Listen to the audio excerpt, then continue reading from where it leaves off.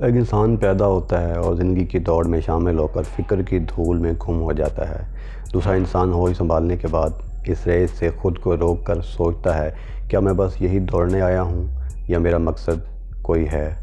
اپنی زندگی کی منزل متعین کرتا ہے اور قائد اعظم بن جاتا ہے، نیلسن منڈیلا بن جاتا ہے اور دنیا میں تبدیلی پیدا کر کے ہمیشہ کے لیے زندہ ہو جاتا ہے۔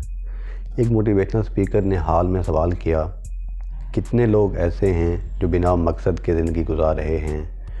ایک 70 سالہ بزرگ جو حال میں موجود تھے اپنے آنسو پوچھتے ہوئے ہاتھ کھڑا کیا اور کہا، مجھے آج تک پتہ نہیں تھا زندگی کا کوئی مقصد بھی ہوتا ہے اور میں نے زندگی ضائع کر دی ہے۔